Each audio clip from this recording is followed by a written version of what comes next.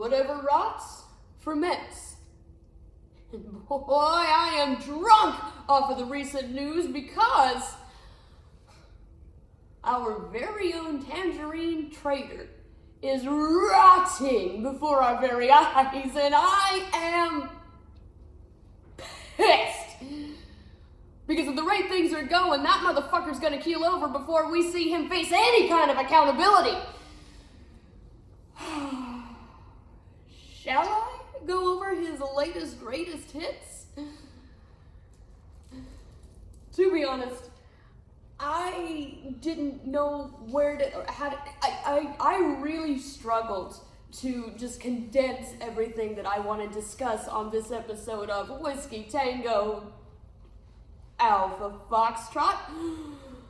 There's so much happening every single day. For 9 days straight, I sat down ready to film, and then something else happened. So I'm gonna do my best. First things first.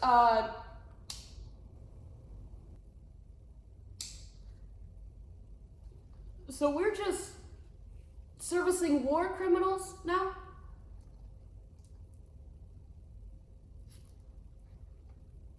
I mean, like, what are we, my fellow Americans, what are we doing?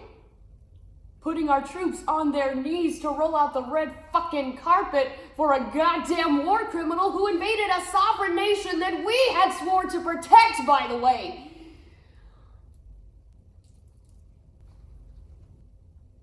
What the fuck was that guy doing sitting in the presidential limo alone with our nation's leader? And what is with all of this, peace can be obtained only if Ukraine surrenders some of its territory? Like, that is not peace.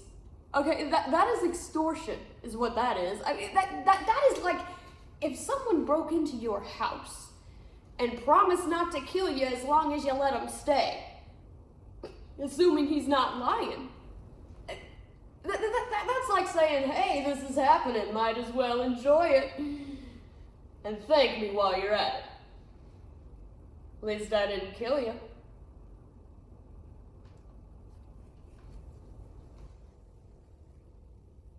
And now Comrade Fuhrer is talking as if Ukraine somehow got themselves into this war. As if Russia wasn't the one who invaded them. You know, bombing hospitals, kidnapping children, torturing and terrorizing the local... Come on! I know 56% of Americans are illiterate, but we can't all be this dumb. Can we?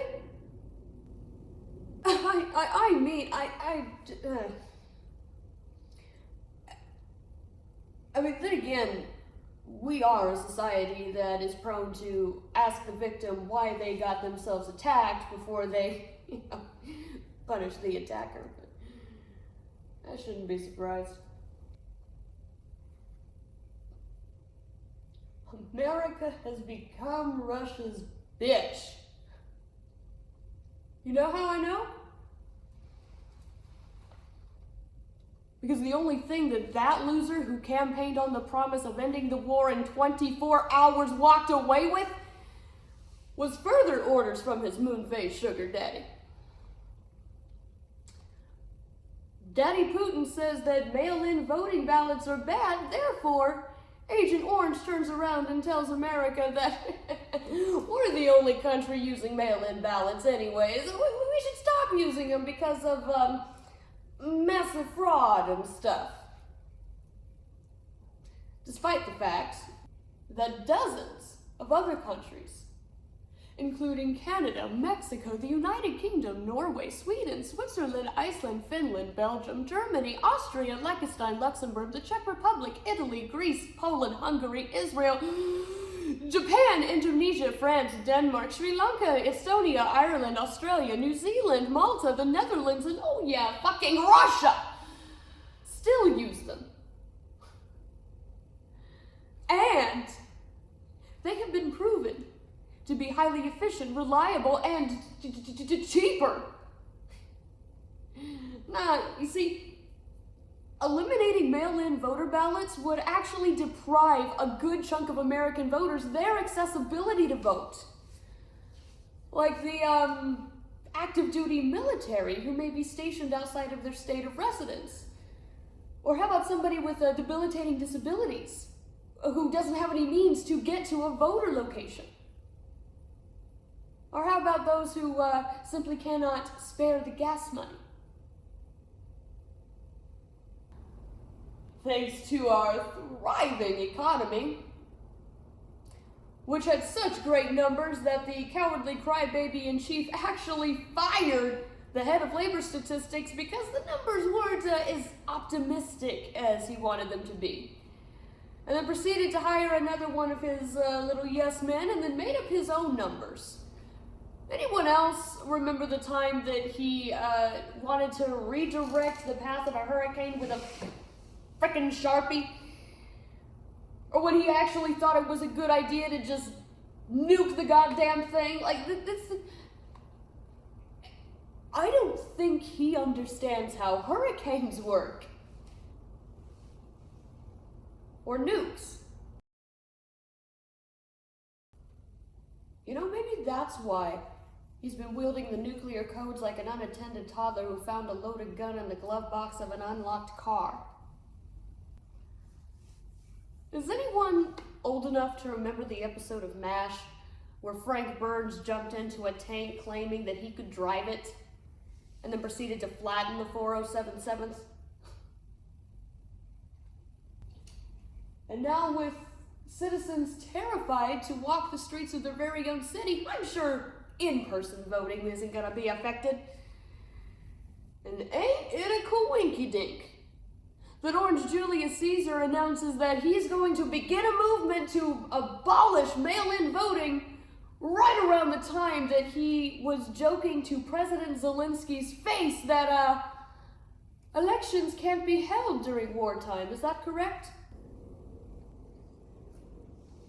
This is what I've been saying since the beginning, folks. What many of us have been saying since the beginning. That this guy wants a war so badly, just as another reason to maintain his grasp of power.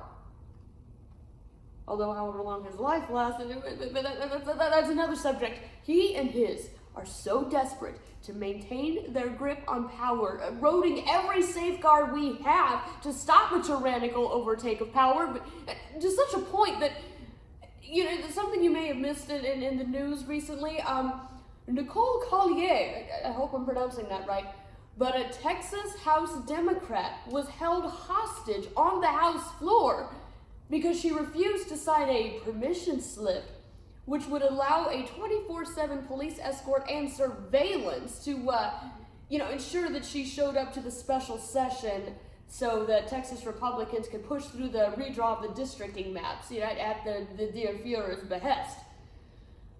If you don't know what that means, it's essentially favoring accessibility to those who are generally in the MAGA and Republican demographic while limiting accessibility, if not outright eliminating it for other demographics. But ensuring up to 5 extra congressional seats, which of course by domino effect will allow Der Führer to keep his tyrannical grip of power. This is coming from the guy who bragged on the campaign trail that he would be a dictator on day one.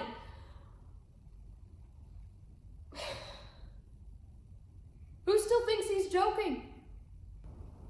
This guy is so fucking fragile that he refuses to hear anybody who is not going to preface with brown tongue praise about what a fantastic job he's doing. With what, exactly? And if somebody dares ask a question that he doesn't want to hear, not only is he going to full-on throw a tantrum about it, but he will then go on to tell them exactly which questions to ask and how to ask it. This guy is so embarrassingly weak, fragile, just so pathetic that Russian President Moonface plays his ass like a cheap fiddle. And while the European leaders of the free world gathered around our spray-tan Richard Spud to discuss, peace talks for Ukraine, this guy refused to call up his good pal Putin to be a part of these talks because he thought they would be disrespectful for some reason. And yet, he will meet with this guy on American soil alone in the presidential limo without the other half of the Russia-Ukraine equation even present.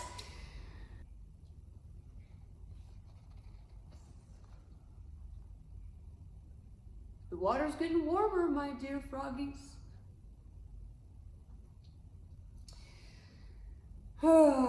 So the National Guard has been deployed to the streets of Washington, D.C. This we know. A city so riddled with crime that these troops are sporting orange vests over their ACUs as they go about picking up garbage in Operation Beautify Berchtesgaden. So that's the big crime wave. Littering. Yeah, I can see how they could label that as a national fucking emergency. It's not like funding was slashed to NOAA and FEMA, laying off vital personnel that could have been instrumental in the rescue efforts in Kerr County, for instance. Yeah, where were they when 180 people in Texas needed their help? But you know who did show up to help? Mexico! Yeah, the folks from across the border care more about us than the people we empty our pockets for. Yeah, because those people up there, making all the big decisions that affect your life, they don't give a fuck about you or me. And your loyalty is only as valuable as your usefulness.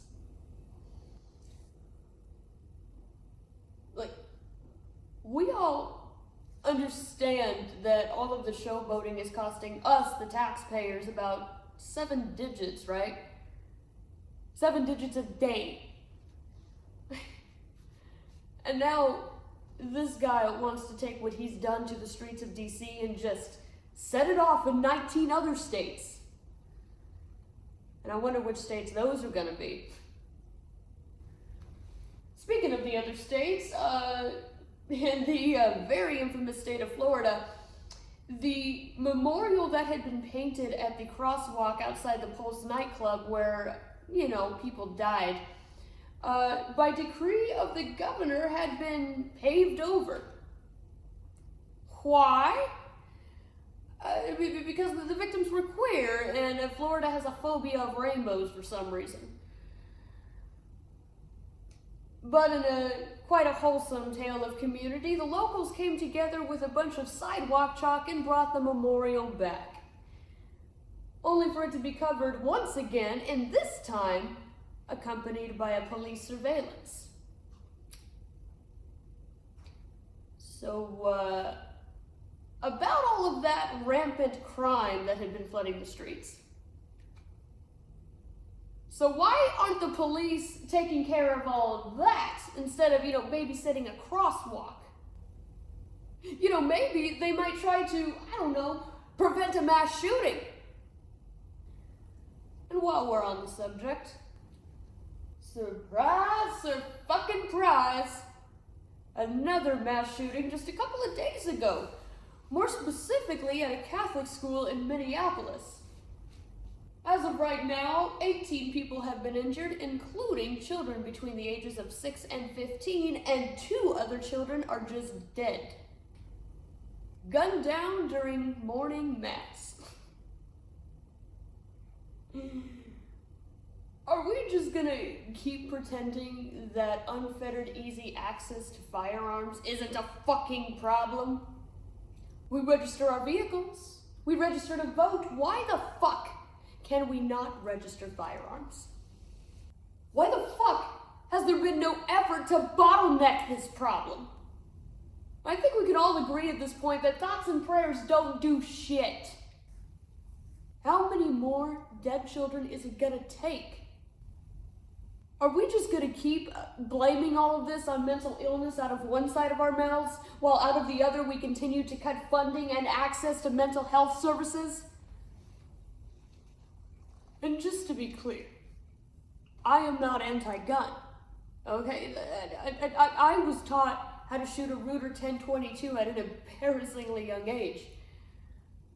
But we need to practice common sense about it. I mean, this shooter went after these children specifically for notoriety. Do you really want someone like that to have easy access to a gun? You know, personally, I would rather it go to a well-regulated militia, you know, in case our government turns tyrannical or something. And speaking of a lawless government, Kilmar Abrego Garcia, remember him? The guy who was wrongfully kidnapped and sent to CCOT in El Salvador. And after weeks upon weeks upon weeks of this regime ignoring court orders to bring him back home, he was finally brought back only to be snatched up once again, this time under the charge of human trafficking. You know, for that time that he gave a bunch of independent contractors a ride to a job that just happened across a state, not federal, state border. But after all of that nonsense was cleared up and he finally got to go home to his family, did they snatch him up once again, and now they are trying to send him to Uganda? Why? Could it be that he could spill quite a bit of tea about the conditions and what exactly happened during his unlawful incarceration? Or it could be that those responsible and or complicit in his detainment could potentially face some consequences. Or worse, pay reparation. And now we've handed the nuclear codes over for the second time to a 34-time convicted felon, adjudicated rapist, liar, fraudster, cheat, and pedophile who will gladly burn this country to the ground just so no one hurts his fragile widow feel-bads. And this guy says that he wants to get into heaven? First of all,